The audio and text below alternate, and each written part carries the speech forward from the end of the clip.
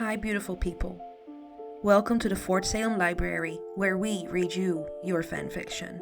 So sit down or don't, relax or don't, and enjoy these stories in a way you have not before. We at Fort Salem Library do not own Motherland Fort Salem or any of the related characters. The Motherland Fort Salem series is created by Elliot Lawrence and owned by Freeform. This story is a work of fanfiction and is meant for entertainment only. We are not making any profit from these stories. All rights of the original Motherland Fort Salem story belong to Freeform.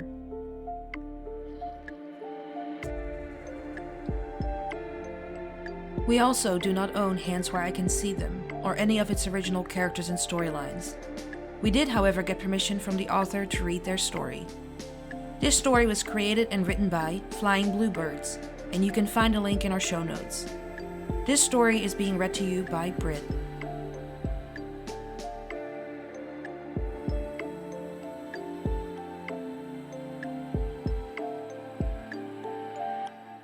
Hands Where I Can See Them.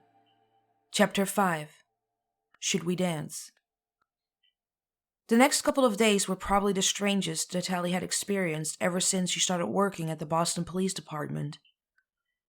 On the one hand, there was still business as usual, crimes to fight, arrests to make, and suspects to interrogate. On the other hand, there were preparations for the upcoming police ball everywhere. Tally hadn't realized that it was such a big thing, but she had totally gotten infected with the buzz of excitement that was lying in the air. The ball was the annual celebration, not only for their department, but also for all the departments of the surrounding districts. It was the one time of year when basically everyone working in law enforcement came together, a place for people to reconnect and form new connections. Everybody was expected to dress up fancy. There was free food, and more importantly, free drinks and music. Generally, everybody was simply given the chance to forget the struggles of the job for once and enjoy an amazing evening. The only person that didn't seem to be bothered at all by the anticipation and energy buzzing through the station was, of course, Detective Alder. While everyone tended to be a bit giddy and overexcited, she was just her usual moody self. Tally wasn't even sure her partner would be attending at all. Going was mandatory, but she wouldn't be surprised if Alder would find a way around the rules. Tally had not mentioned the press conference around her again.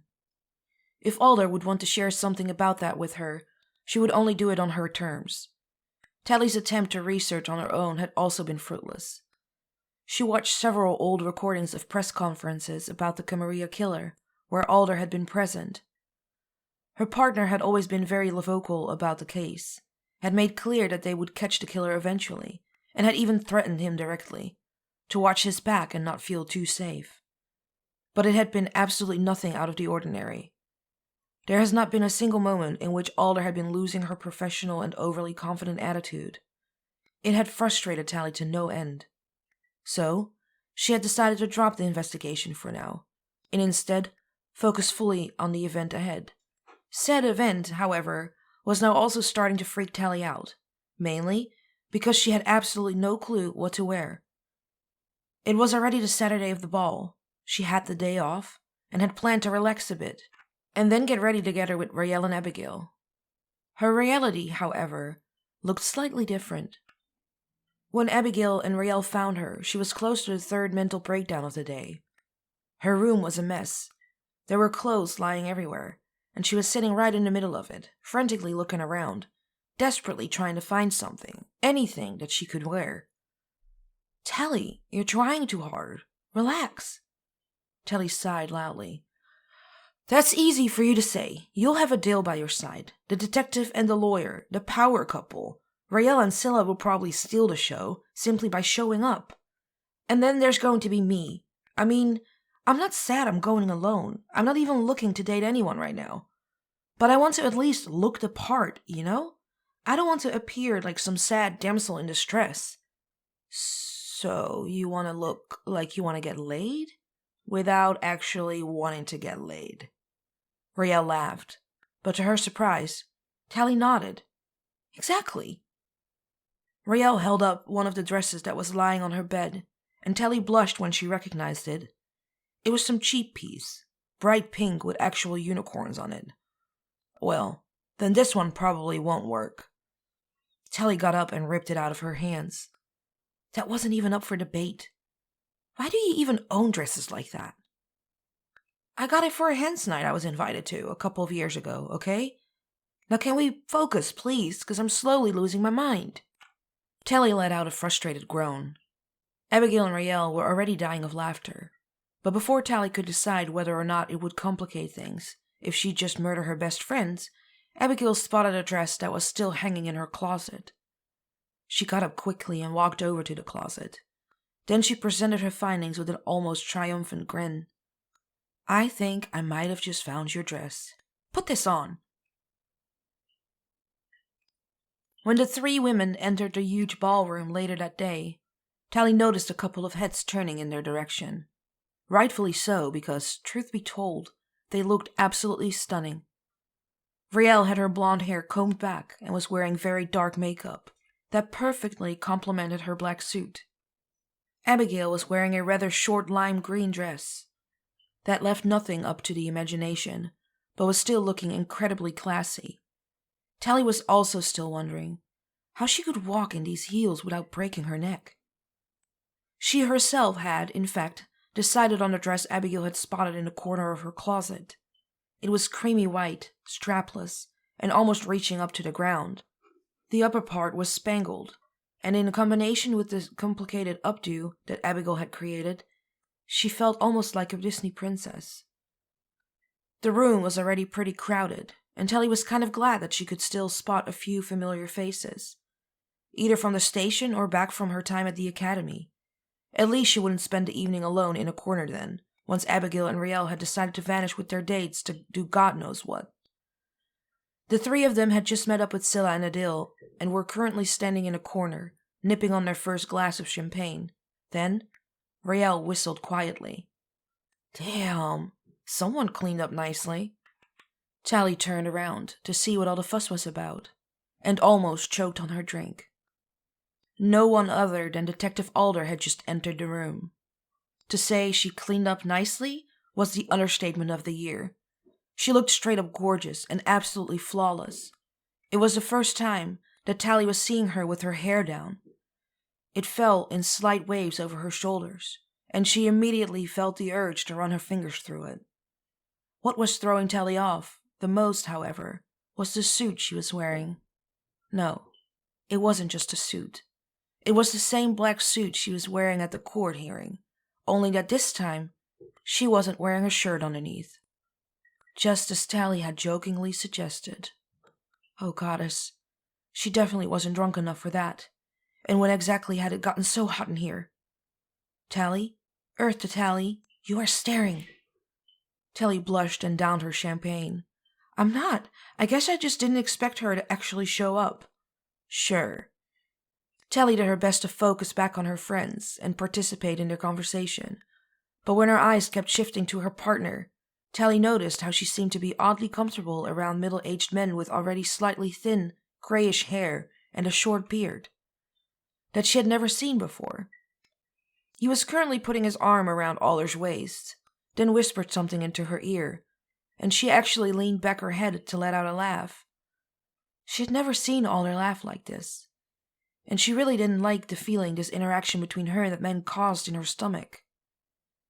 When Adil and Scylla went to refill their drinks, Tally gently nudged Abigail with her elbow and nodded in the direction of Alder. Hey, Abs, who's that man over there with Alder? Abigail turned her head slightly to get a better view. Oh, are you jealous? What? No, I just haven't seen him before. Tally's reply came maybe a tad too quickly, but Abigail only laughed.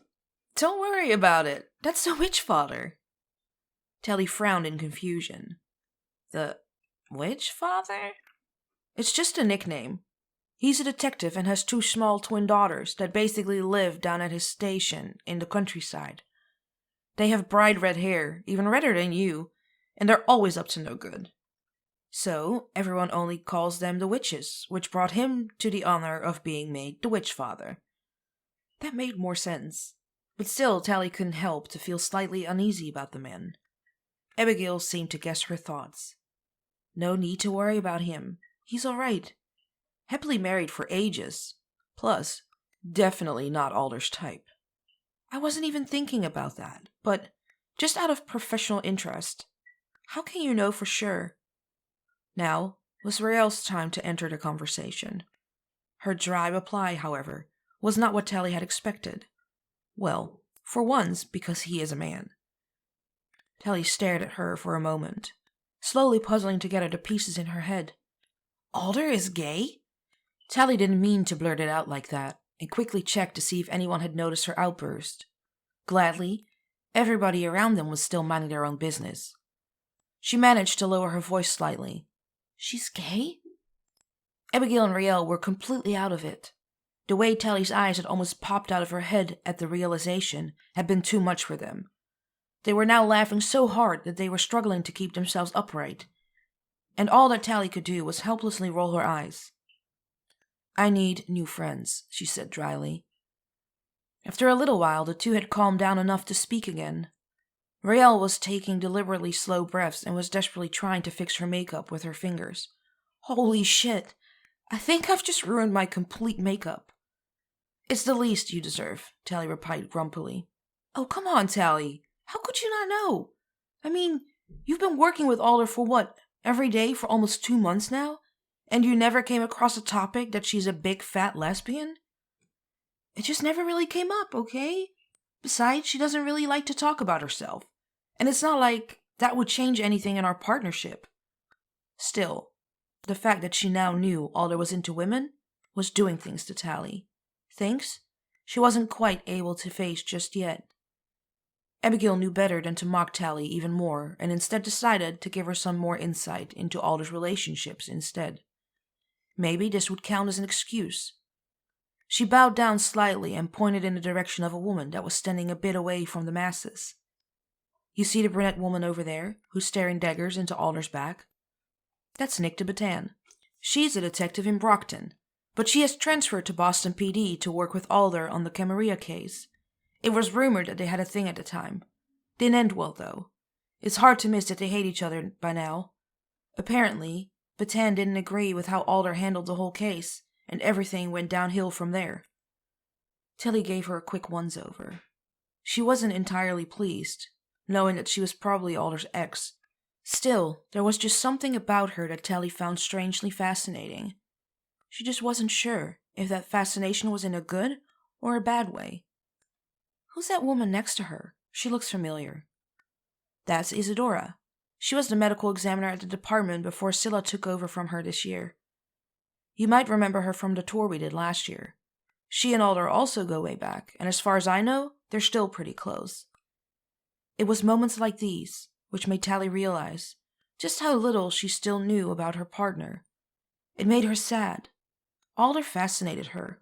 She wanted to get to know her, wanted to understand her. Why did this have to be so incredibly hard? But before she could drown herself in self-pity, Scylla and Adil arrived back, new drinks in hand, and Tally decided to simply drown her confused feelings in alcohol. Scylla looked at them expectantly. You guys, some of the younger folks are meeting up over there for some drinking games. You in? Hell yes! Rael linked her arms with Scylla's and wordlessly asked the others to follow her. So that's how Tally found herself a couple of minutes later playing Never Have I Ever with a bunch of other people. Some of them familiar, some of them complete strangers. It was almost as if she was back at the academy. The rules were still simple. Drink a shot whenever you did the thing that was asked about. They started off slow, with some easy and harmless questions that almost everyone could answer with, I have. But once everybody had reached an appropriate level of tipsiness, the questions soon became bolder. Never have I ever slept with a person of the same sex. Logically, Rael and Scylla drank up, smirking at each other, and Abigail also drowned her drink. These were no news to Tally. She knew Abigail had been experimenting a lot, but she noticed the surprised expression that crossed Adil's face, and the way his eyes got slightly darker. Well, that seemed like Abigail would really enjoy explaining that part of her past to him later. Tally's own glass remained untouched. Raelle was next. She winked at Tally and whispered so that only she could hear. "This one's for you, and remember, no lying." Then her voice got louder. "Never have I ever wanted to sleep with a person of the same sex." Tally hesitated. Images of Alder's body being pressed against her own at the shooting range filled her mind. The way her hand was gently grazing her cheek.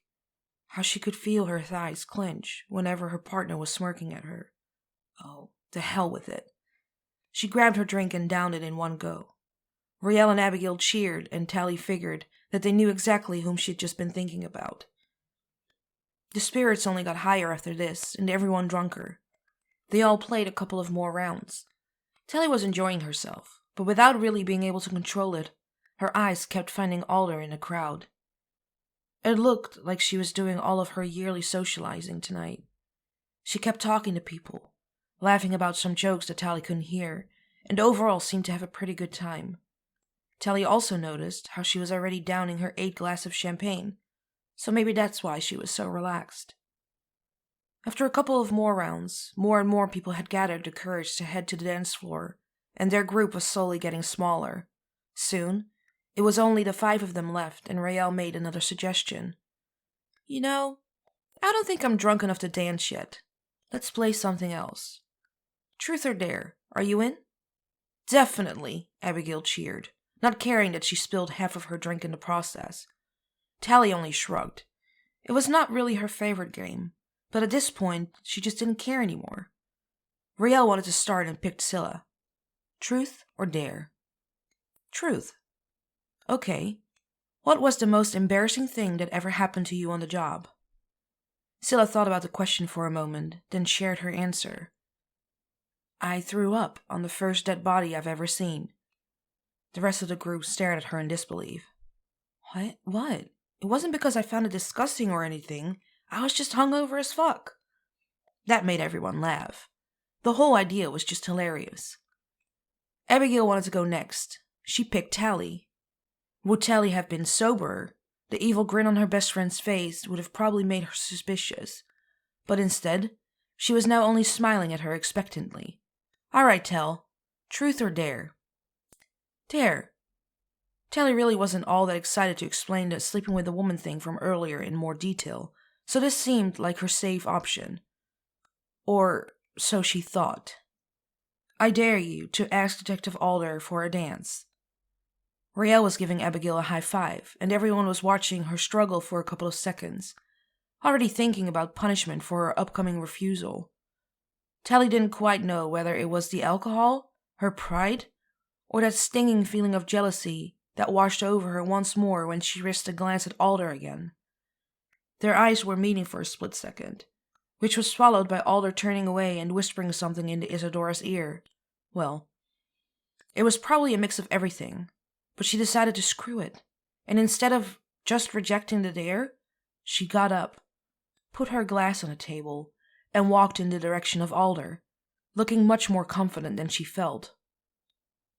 She was starting to doubt her decision when she got closer and could hear Alder's laugh ringing in her ears, but there was no turning back now. Facing her friends now would be even more mortifying than just going through with it.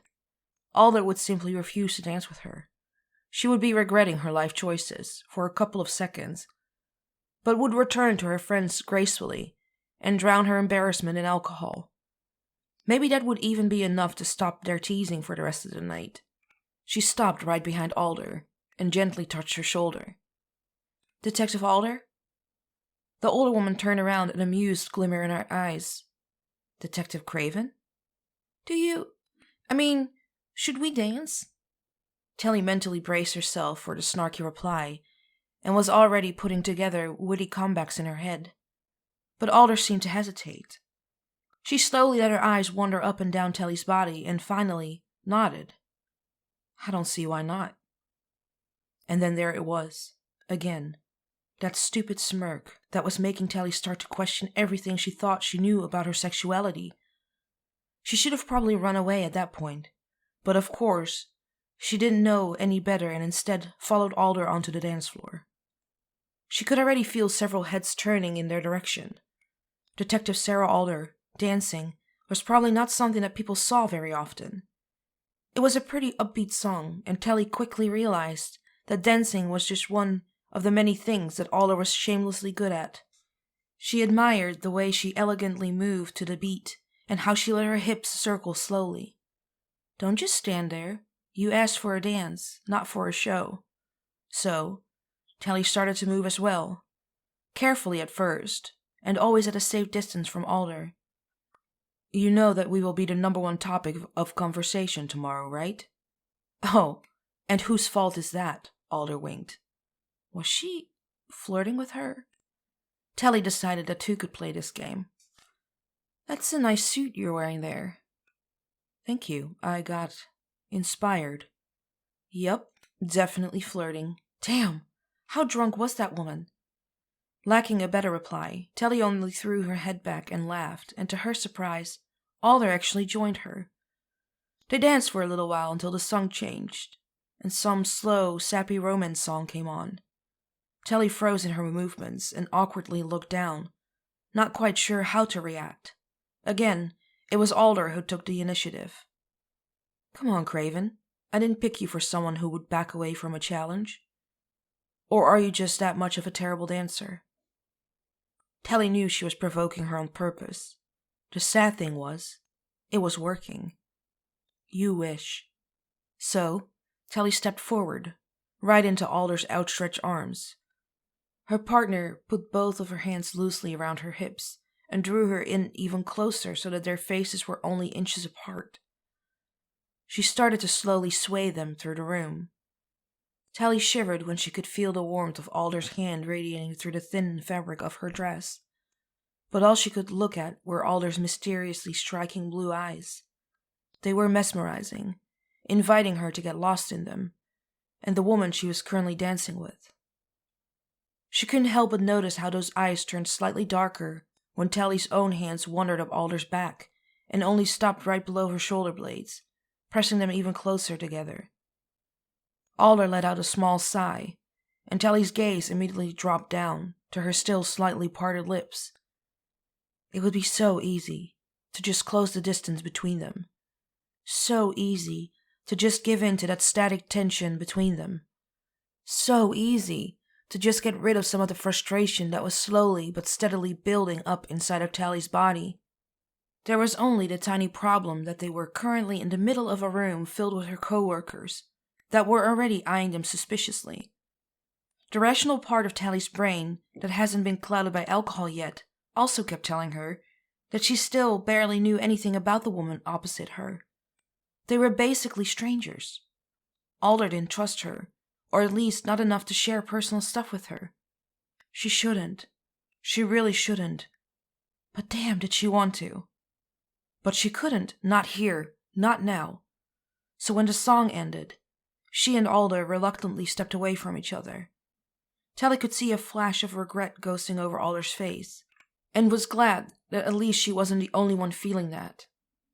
Thank you for the dance, Detective Craven. Alder's voice sounded slightly husky. My pleasure.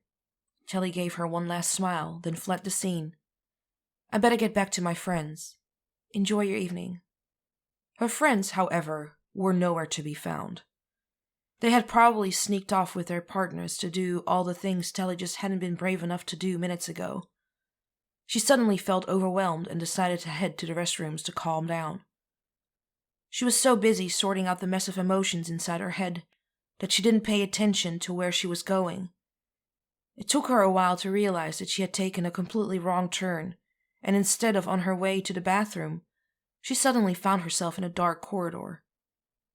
She could still hear the people shouting and singing close by, so at least she couldn't have wandered off that far. But before Telly could turn back, she felt someone else stepping behind her. She spun around. Jesus, Garrett, you almost scared me to death. The detective apologized quickly. Sorry, I didn't mean to scare you. He was now close enough. Telly could smell the alcohol on his breath. Jesus, how drunk are you? I'm not drunk, I'm doing just fine. Actually, I was just drinking a bit to gather up the courage to talk to you again. He gave Telly a quick once-over. You look amazing tonight. There was something in his eyes that made Tally step backwards a couple of steps, to bring some more distance between them. Look, I appreciate the compliment, but I'm sorry. I thought I made it absolutely clear that you're not my type. You like them angrier, huh? More like that sweet partner of yours? He sounded dangerously calm and moved closer to Tally again, ignoring her attempts to step away from him. She stumbled away, too stunned by Garrett's sudden change in behavior. But the man didn't back down. He moved even closer, invading Tally's personal space and backing her up against the wall. I bet you'd let her fuck you. He was now grabbing her arms, moving closer and closer to her face. But don't worry, I like it when they play hard to get. Gives me a challenge. When his face was only inches away from her own, and she could already feel his breath on her lips, Tally's brain finally caught up. She pushed him away from her, with a strength he didn't seem to expect. Then she raised her hand and slapped him right across the face, and suddenly someone grabbed his arms and jerked him away from her. What the actual hell, Buttonwood? Alder had appeared behind him, holding his arm in a tight grasp. Tally moved away, still too shocked to process what had just happened. Garrett himself was too stunned to speak.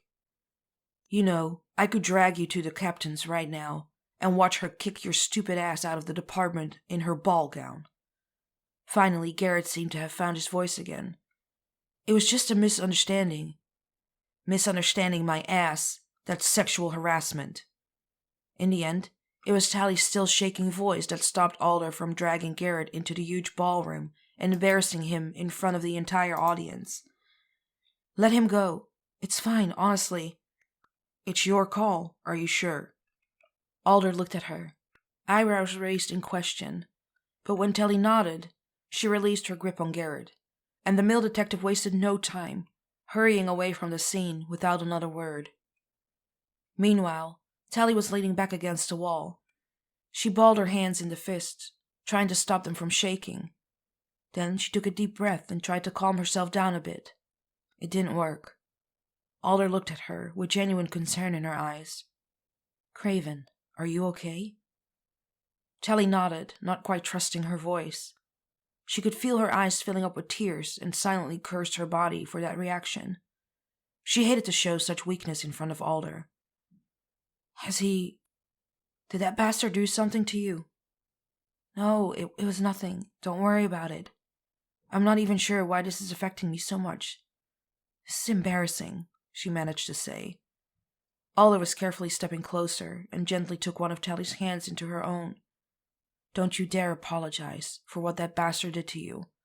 He literally cornered you in a dark hallway, ready to take advantage of you. He should be sorry, and believe me when I tell you that I'm going to make sure that he will be. Your reaction is completely normal. It's not weakness, it only shows how strong you are. Tally sniffled silently and could no longer stop the tears from streaming down her face. Oh God, I'm a mess. Alder was still holding her hand, and her thumb was drawing tiny circles on the skin. Still, she was looking at Tally slightly overwhelmed, not quite sure what to do, to help Tally to calm down. Craven, what do you need? Should I walk you back to Bellwether and your blonde friend? I saw them lingering in the entrance hall. Yes, please. No. Oh, God. I don't want everyone to see me like that. Can you... She hesitated, still afraid to embarrass herself even more. Tell me. Can you... Oh, God, I can't believe I'm actually asking this. But can you maybe just hold me? Alden didn't give Tally time to overthink her request. She quickly stepped closer and pulled Tally into her arms. Tally immediately buried her head in her suit, even though she knew she'd probably ruin it with her tears. She breathed Alder in, and when she felt her partner's slow and steady heartbeat against her own, she felt safer than maybe ever before.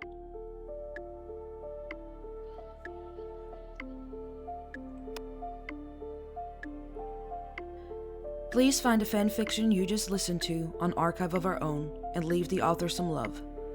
Without them, this wouldn't be possible, and we want to thank them from the bottoms of our hearts for creating these amazing stories and keeping the show alive.